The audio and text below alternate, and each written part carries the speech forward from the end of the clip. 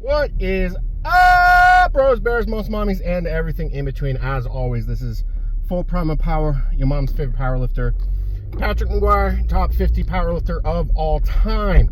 Welcome back to another episode of Foreplay is Necessary if you want to do great things. So we're going to the gym to do foreplay for the gym for the rest of the week. So we got our priming day, and I actually have a program for this week. And a couple of cool things that it's getting spooky.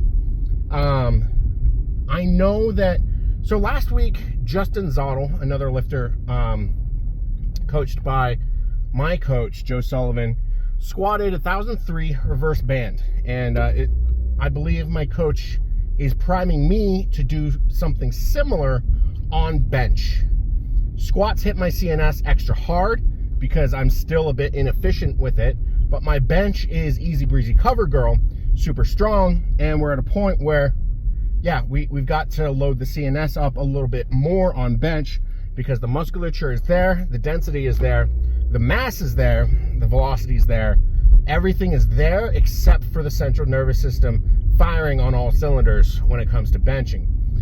But that's not this week. This week is a little bit of a slower week. We're 8 weeks out from the American Pro 3, the Super Bowl of powerlifting, where we will be going head-to-head with Justin Zottel, the self-proclaimed king in the north, Canadian powerlifter, aiming to take the heaviest Canadian squat of all time. But lo and behold, something about me is I live in New Hampshire. New Hampshire is also the north. So if you want to be the king in the north, you got to make sure you're at least the king of the north before you call yourself that. So I'm going to prove Justin wrong. He is coming up from the 308s. Now, his last meet, he cut down to 275, and then he bombed on squats. He was going to go for the all-time world record squat at 275, didn't get past his opener, and then we competed, and it was our gay meet because sleeves, low body weight, whatever. So cool thing though, my coefficient, my DOTS coefficient that I achieved at that meet is still better than every single drug tested lifter at the American Pro 3, which is fantastic. So yeah, cool to think about.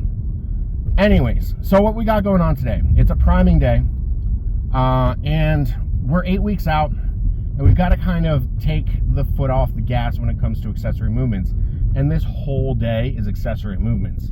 We need to recognize, on one hand, that accessory movements are stretching under a load. So we want to kind of get that stimulus so that we don't develop tendinitis or accumulate too much strain, I guess. I was going to say fatigue, but strain is probably a little bit better of a phrasing of what's going on, where like you keep using a muscle, you use a muscle, stress it out, use it, fatigue it up, and you can develop pulls and strains and whatnot. So you don't want to strain the muscles too much, but you also don't want to fatigue the system too much. So you want necessary stimulus so that you get the stretch under a load stimulus. You want to stretch, basically. Yes, stretching would be a very good thing to do, but you don't want to throw more fatigue on top of what you're already going to be accumulating while performing the squat, bench, and deadlift heavy stuff throughout the week. So the goal today, we've got RPE 7s across the board, but anything from a 5 to a 7 would be a successful day in the gym today. Probably closer to a 6.5 than a 5, but 7 would be ideal. But the RPE scale is in itself flawed. So I can literally jerk off with my left hand and say it was an RPE 10. Because RPE is RPE. I personally do not like RPE but it does have its place in programming. It's a necessary evil. I prefer reps in reserve, but RPE is just more mainstream and streamlined for the majority of lifters these days. So it's like asking using RPE is like asking your homie how long they last in bed or how big their ding dong is. Sorry, we're not far enough into the YouTube video where I can actually use the phrasing that I want to, because I don't want to get flagged for inappropriate words. But they're never going to tell you. They're going to say minimum 15 minutes when you know it's 3.5. They're going to say 6, 7, 8 inches when you know it's 3.5. So I don't like RPE, but you got to use it for the accessory movements. Reps in reserve is better, but a lot of lifters, they haven't gone to failure enough to know what reps in reserve actually feels like. They just know I'm pushing pretty hard. But when I program my clients, I do not give them RPE. I give them percentages when it comes to performing the movements. Or not the movements, but squat, bench, and deadlift, because we have data on squat, bench, and deadlift. Squat, bench, and deadlift, you compete, you go to standards, you have form, this, that, everything else is to support that. So your reps in reserve RPE is going to change based off of what your reps in reserve is going to do, and a lot of lifters don't recognize that. They say, hey, I did this for an RPE 7 last week, why isn't an RPE 8 this week? Because they're stupid. So I give percentages for the squat, bench, and deadlift, but you never max out your accessory movements, so you have to use some sort of RPE or reps in reserve scheme where it's based off of feeling. And I hate doing things based off of feeling, because when you're under a bar, when you've got a PR squat on your back, you don't want to be thinking about your feelings. You want to be thinking about hitting a sick, nasty PR. So we are almost at the gym. We are, what we got today, a reverse grip lat pull down, head supported rear delt flies supersetted with hex push-ups. It's 8:30. I want to be out of here by 9:30. I would like to do that. I got work in the morning, and we don't have a super heavy squat day this week, but I'd still like to get to bed at a decent time, because I'm not going to get to bed at a decent time tomorrow. And then we've got incline dumbbell bench supersetted with itself, set of 20, and then slow eccentric 6s. And then we've got chest supported seesaw 0 acceleration dumbbell rows. Those, yeah. And then we've got is that it? And then we finish off with curls and curls. So less than an hour worth of stuff, hopefully. I have gone off of social media leading up to the meet. I'm going to go back on after the meet, but times like this where I've only got an hour, it would turn it into 4 hours if I had access to my Instagram and everything, and I just don't want to be dealing with that extra stressor while I'm prepping for a meet. Yeah, people are going to claim, oh, I made him go off. No, I just hate that I doom scroll so much. So we're at the gym. We're going to gym. Let's gym. All right, Jim. All right, boys and girls, how did today's training day go? That is the question that no one is asking right now, because it's a priming day.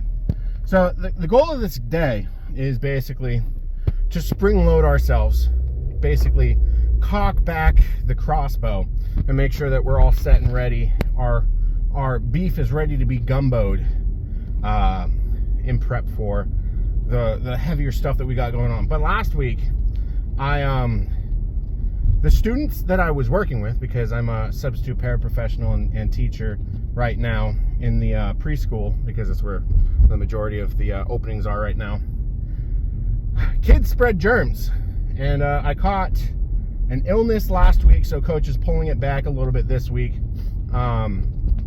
Still got I'm like over the hump.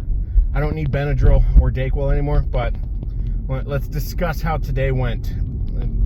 Yeah, not anything else. So, start off with the reverse grip lat pull down. This is a good movement to kind of ungum the lats, as well as like the outer lats, which is really, once you get big enough, you'll understand what back pumps are. And I'm not talking lower back pump, I'm talking upper back pump, because your arms get heavy. And if you've never had a back pump because your arms are heavy, you don't know what I'm talking about. And this is a good movement for getting that. But I went in today and I had a little bit of a back pump already, like a detrimental back pump. And I did this and I was trying to get good range of motion on it. But the apparatus the gym has, the jungle gym that they call it, it's too close to the wall, so I'm not able to lean back and kind of get an extra deep stretch to it because I hit the wall.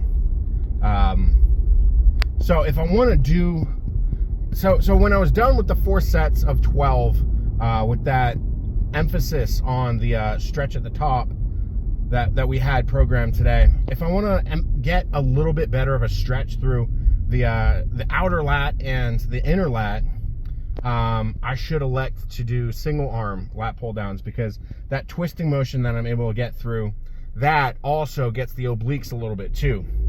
And I do feel a little bit of a ick going on with my obliques along with the lat pump. And the only way that I could stretch that a little bit better is through that. And then we moved on to the head supported rear delt fly supersetted with hex push-ups. This one, really just trying to get as lax as possible at the bottom, and letting the shoulder roll forward so that your body can get at least a little bit of a stretch at the bottom. This is a weird one because you want to get a good stretch, so you want to go heavier, but it's a difficult movement to do. So I believe that coach had me self-regulate this by putting sets of 20 on this so I don't go too heavy. So I definitely got the hypoxic response in my muscles on both the exercises that I talked about. So the stretch was all right, not super good. I kind of sandbagged the push-ups. I had a texture issue with the ground. Yay for autism. But the third movement we had was the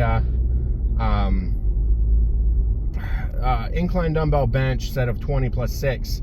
I really emphasize, so trying to get that stretch means that we're really emphasizing the bottom part of movements, or like the part where, I wouldn't say loaded.